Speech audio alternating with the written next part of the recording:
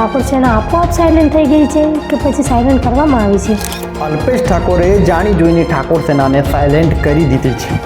ઠાકોર સમાજમાંથી કોઈ અન્ય આગેવાન આગળ આવી જાય તો એ અલ્પેશ ઠાકોરને જ કાપવાનો પ્રયત્ન કરવાનો. એનો મતલબ અલ્પેશ ઠાકોર સંગઠનના ઉદ્દેશ્ય પર કામ કરે તો ઠાકોરનું સિમ્પલ ગણિત છે કે ઠાકોર સેનાને અંદરો અંદર ઝઘડવા દો અને આપણે રાજ કરો, ભાગલા પાડો ને રાજ કરો. સેનાના વર્ચસ્વનું વધવું એનો સિમ્પલ મતલબ એ જ છે કે રાજકારણમાં નવા આગેવાનો પેદા થવા. અને રાજકારણમાં જો નવા આગેવાનો પેદા કરવાનો મતલબ એ જ થાય કે ક્યાંક ને ક્યાંક તેઓ અલ્પેશ ઠાકોરને પતાવવાનો પણ પ્રયત્ન કરી શકે. અને અલ્પેશ ઠાકોર જાણી જોઈને ઠાકોર સેનાને દબાવવાનો પ્રયત્ન કરી રહ્યા છે. અલ્પેશ ઠાકોર આવું ન પણ વિચારતા હોય ને. ઘણા એવા ઠાકોર સેનાના કાર્યકરો આજે પણ છે કે જે ક્યાંક મનમાં દબાવીને બેઠા છે કે અલ્પેશ ઠાકોર એમની સાથે અન્યાય કરી રહ્યા છે. ઘણા એવા નેતાઓ છે કે જેમને પેટમાં દુખી રહ્યું છે કે શંકરભાઈ ચૌધરી કેમ મોટા છે ખરેખર, જો પોતાના સમાજના આગેવાનોને આગળ લાવવાનો પ્રયત્ન કરે તો પછી એ પોતાના સમાજના આગેવાનો એક એમને કાપવાનો પ્રયત્ન જરૂર કરતા હોય. પાછળ એક આખું મોટી એક એવી ટીમ બેઠી છે કે જે અલ્પેશ ઠાકોરને મોટો થવા દે એમ નથી, કેમ કે અલ્પેશ ઠાકોર જો મોટા થાય તો ક્યાંક મિનિસ્ટરમાં ભાગ શંકરભાઈ ચૌધરીનું વર્ચસ્વ ઘટાડવા નીતિનભાઈ પટેલે એમને જાણી જોઈને ગેનીબેનને વધારે ગ્રાન્ટ આપી કે જેથી ગેનીબેનનું વર્ચસ્વ વધે. અલ્પેશ ઠાકોરે સ્વરૂપજીને ટિકિટ કેમ અપાવડાવી? સ્વરૂપજી ઠાકોરને ટિકિટ આપવામાં અલ્પેશ ઠાકોરનો કોઈ ભાગ નથી.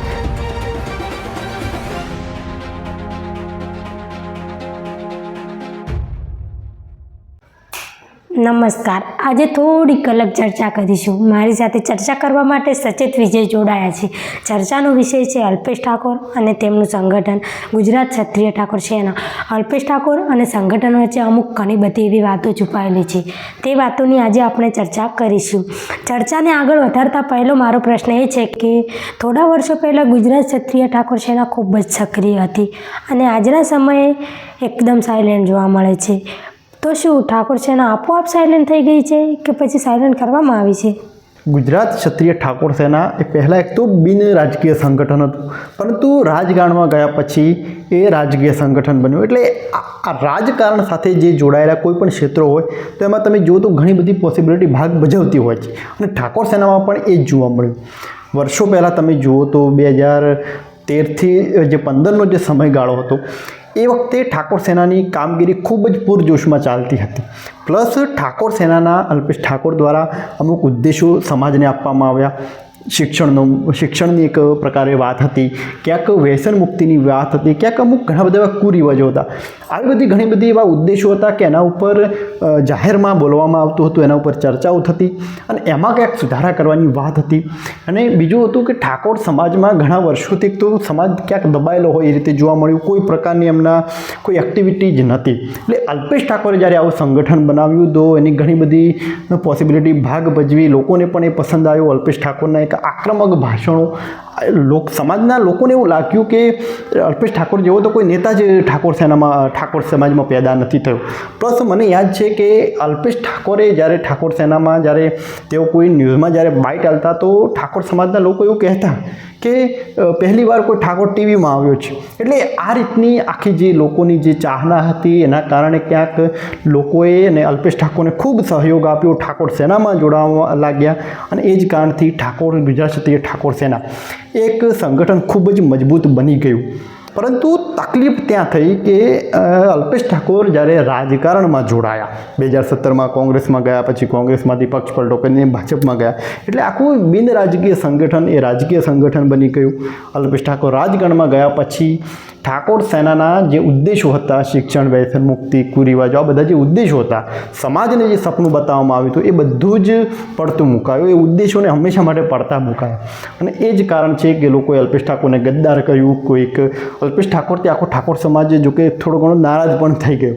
એટલે આ બધા કારણોસર ક્યાંક ને ક્યાંક ઠાકોર સેના એ દબાતી હોય એ રીતે જોવા મળ્યું કે એકદમ વર્ચસ્વ આજના સમયનું ઘટી પડ્યું છે.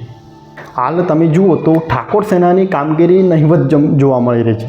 ક્યાંક કોઈ તાલુકા જિલ્લા સ્તરે કોઈ કામગીરી થતી હોય છે, ક્યાંક પગપાળા જતા હોય તો તેમના માટે કંઈક ખાવાનું કંઈક કેમ્પ લગાવી દે, ક્યાંક સ્નેહ મિલન લગાવી દે.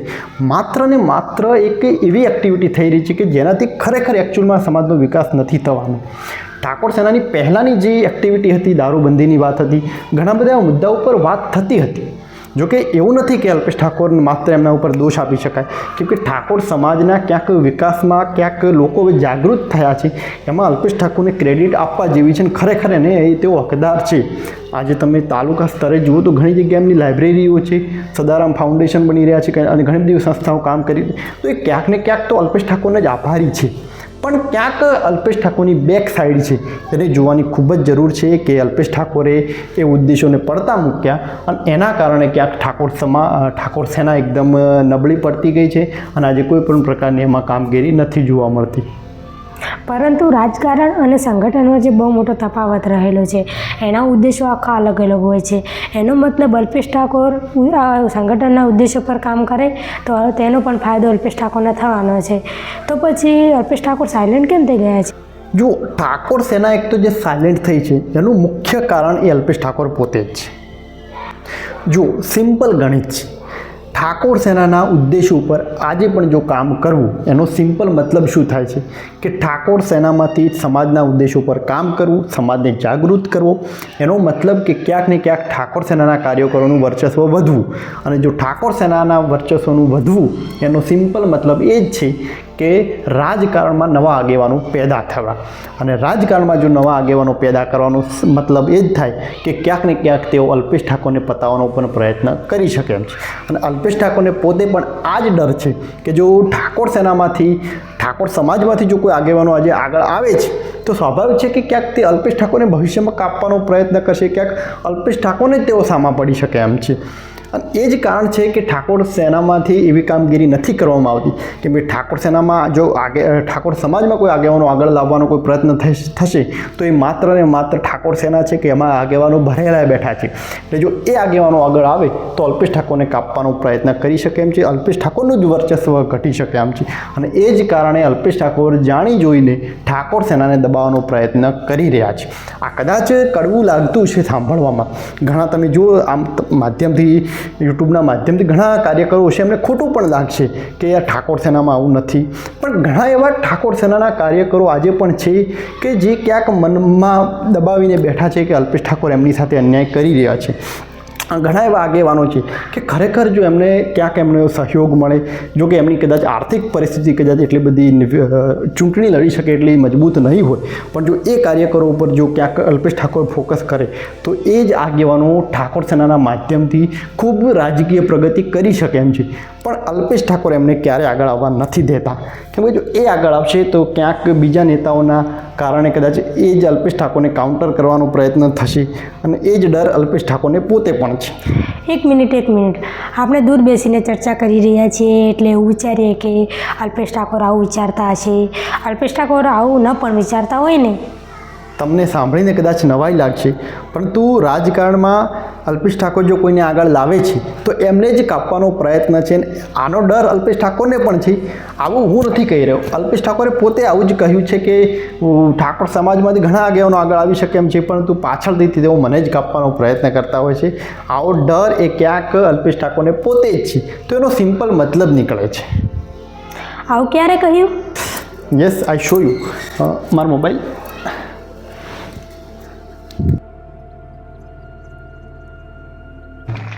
મેં કામ કર્યું, નવા યુવાનો તૈયાર કર્યા. એ યુવાનો સક્ષમ બનીને બીજા સમાજોની સાથે ધંધા રોજગાર કરતા કર્યા, બીજા સમાજોની સાથે ભળતા કર્યા. અને એના કારણે આજે પરિસ્થિતિ એ છે. કેટલા બધા સરપંચો આયા તમારા, કેટલા તાલુકા પંચાયત, જિલ્લા પંચાયતમાં આયા, પણ થાય છે શું? સાચું કહું, ઘણી વાર ડર લાગે. સ્વરૂપજીને કહું છું, સ્વરૂપજી જેને તાલુકા, જિલ્લા, સંસદ કે ધારાસભામાં જેને તૈયાર કર્યા હોય તો પહેલા મને જ પાડી દેવા આવે છે. એટલે મને પાડી દે તો વાંધો નહીં, પણ આ ઝંડાને પાડી દેવા આવે છે ત્યારે દુઃખ થાય મને. ઠાકોર સેના એ સમાજનો ઝંડો છે સાહેબ. થોડા દિવસો પહેલાંનો જ આ વિડીયો છે, પાલનપુરમાં એક સ્નેહ મેલન હતું, એમાં જ એમને વાત કરી હતી. અને જો કે એમને સ્વરૂપજી ઉપર થોડું પણ ટાર્ગેટ કર્યો હતો. પરંતુ ક્યાંક તમે જુઓ તો રાજનીતિમાં આવું રહ્યું છે. આજે પણ અલ્પેશ ઠાકોરને એ જ ડર છે કે જો તે જો કોઈ કાર્યકરને આગળ લાવવાનો પ્રયત્ન કરે, ધારાસભ્ય બને, કોઈ સારી એવી મુદ્દા ઉપર આવી જાય ભાજપમાં, તો ક્યાંક એ અલ્પેશ ઠાકોરને કાપવાનો પ્રયત્ન જરૂર કરશે. કેમ કે રાજનીતિ છે, ગંદી રાજનીતિ છે, દરેકને આગળ આવવું છે અને આગળ આવવા માટે પોતાના સમાજના લોકોને તો કાપીને જ આગળ આવી શકાય છે. એક રાજનીતિનો ભાગ છે અને એ ઋણ લોકો ભૂલી પણ જતા હોય છે કે અલ્પેશ ઠાકોરે મને મોટો કર્યો છે એટલે હું અલ્પેશ ઠાકોરને ના કાપવાનો પ્રયત્ન કરું. આવું તો થવાનું નથી. રાજનીતિ છે એટલે આ બધું જ પોસિબલ છે રાજકારણમાં. અને એના કારણે અલ્પેશ ઠાકોર એ ઠાકોર સેનાના કાર્યકરોને આગળ નથી આવવા દેતા. ખરેખર તમે જુઓ તો અલ્પેશ ઠાકોરે એક આખો માસ્ટર સ્ટ્રોક ખેલી દીધો. એવો માસ્ટર સ્ટ્રોક કે લગભગ અમુક લોકોને ખબર છે પણ અમુક લોકો નથી વિચારી શકતા. અલ્પેશ ઠાકોરે ઠાકોર સેના બનાવી, સંગઠન માટે કામ કર્યું, આખું ઉદ્દેશો બતાવ્યા, સમાજને આખું એક એકતા કરી, બધું જ કર્યું. પણ તેમને સંગઠનના માધ્યમથી પોતાની પાછળ એક પીઠબળ બતાવીને તેઓ ભાજપમાં ગયા. ભાજપમાં ગયા પછી તેઓ એકદમ સાયલેન્ટ થઈ ગયા. હવે જો અલ્પેશ ઠાકોર ઠાકોર સેના માટે કામ કરે, સમાજના ઉદ્દેશો ઉપર કામ કરે, તો સ્વાભાવિક છે કે અલ્પેશ ઠાકોરનું પીઠબળ ભવિષ્યમાં ઘટી શકે એમ છે, વધવાની જગ્યાએ ઘટી પણ શકે એમ છે. અને એ જ ડર અલ્પેશ ઠાકોરને છે. એટલે અલ્પેશ ઠાકોરે જાણી જોઈને ઠાકોર સેનાને એકદમ સાયલેન્ટ પોતે જ બનાવી દીધી કે માત્ર ને માત્ર એક સ્ટક કરી દીધું. ઠાકોર સેનાને એક સ્ટક બનાવી દીધી કે ત્યાં તે પડી રહે કે ત્યાંથી આગળ આવી ન શકે. એટલે અલ્પેશ ઠાકોરને જ્યારે જરૂર હોય છે ત્યારે અલ્પેશ ઠાકોર એમના કાર્યકરોને કહે છે, એમને આખું પીઠબળ બતાવી દે છે. બાકી સમાજમાં આજે કોઈ પણ પ્રવૃત્તિ નથી, કોઈ પણ પ્રકારના ઉદ્દેશો ઉપર આજે કોઈ પણ રીતે કામ થતું નથી. બીજું કે તમે જુઓ તો ક્યાંક ઠાકોર સેનામાં અનેક પ્રકારે તાલુકા અને જિલ્લામાં ઘણા બધા કાર્યકરો વચ્ચે ડખાઓ ચાલી રહ્યા છે. અલગ ગ્રુપ કેટલા 2-3 ગ્રુપ પડતા હોય, ક્યાંક 4 પડી રહ્યા છે, અલગ અલગ ગ્રુપ પડી રહ્યા છે. આના પાછળનું કારણ તમે જુઓ તો એ જો અલ્પેશ ઠાકોરને જો એ લોકોનું પ્રોબ્લેમ સોલ્વ કરાવી હોય, બધાને ભેગા કરવા હોય, તો અલ્પેશ ઠાકોર માટે 1 જ મિનિટનું કામ છે. અલ્પેશ ઠાકોર એમને જાહેરમાં અલ્પેશ ઠાકોર જો એ લોકોને સજેશન આપે, એમનું ઝઘડા મટાડવાનો જો પ્રયત્ન કરે પ્રોપરલી, તો એ બધા જ ઝઘડાઓ તરત જ સોલ્વ થઈ શકે એમ છે. પણ અલ્પેશ ઠાકોર જાણી જોઈને નથી કરતા કે એ તાલુકા અને જિલ્લામાં જે લોકો ઝઘડી રહ્યા છે, અંદરો જે ઠાકોર સેનાના જે ગ્રુપો પડી રહ્યા છે, એ લોકો બધા એ રીતે જ અંદર ઝઘડ્યા કરે અને મારું વર્ચસ્વ હું જાળવી રાખું.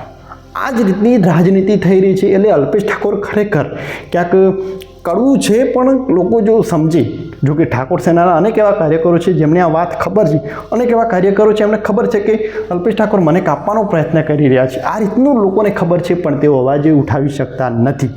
એટલે આ પ્રકારની એક રાજનીતિના ભાગરૂપે આજે ઠાકોર સેના સાયલેન્ટ થઈ છે. અલ્પેશ ઠાકોરે એક આખો માસ્ટર સ્ટ્રોક ખેલી દીધો છે.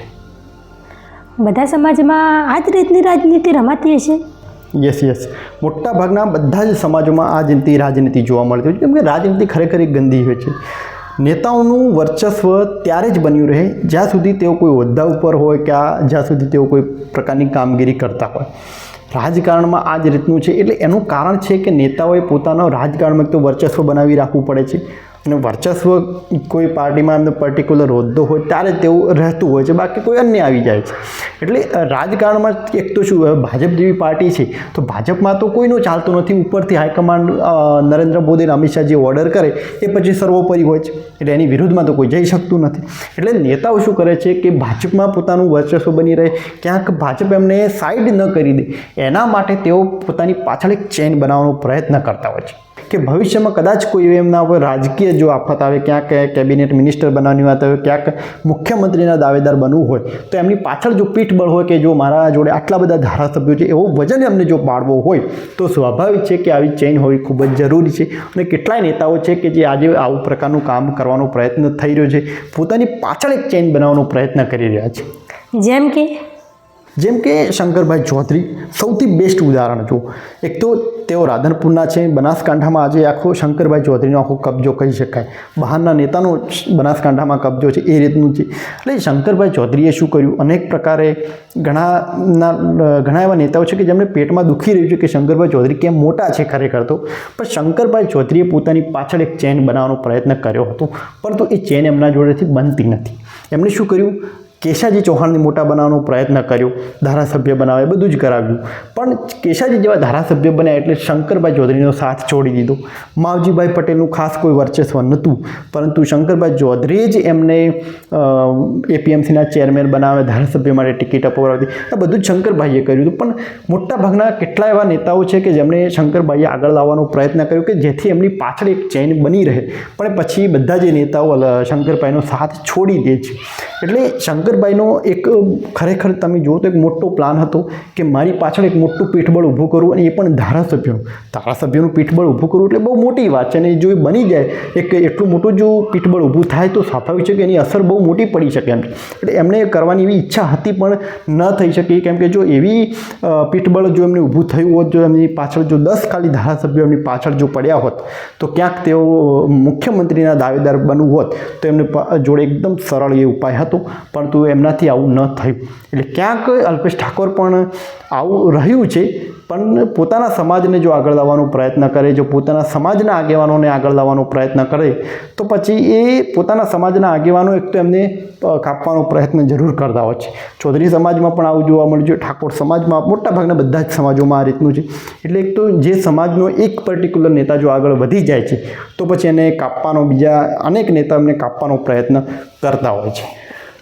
પણ જો કોઈ એક નેતા પોતાના સમાજના આગેવાનોને આગળ ન આવવા દે, તો બીજા બધા આગેવાનો ભેગા થઈને એ નેતાને પતાવવાનો તો પ્રયત્ન કરશે જ ને. રાજકારણમાં એક કહેવત છે કે રાજકારણમાં સગો ભાઈનો પણ વિશ્વાસ નથી થતો રાજકારણમાં. આ ખરેખર એટલા માટે હોય છે કે જ્યાં એક કહેવાય ને ખુરશીની જે લાલચ છે, સત્તાની જે લાલચ છે, એ ખૂબ જ ડેન્જર કહેવાય છે.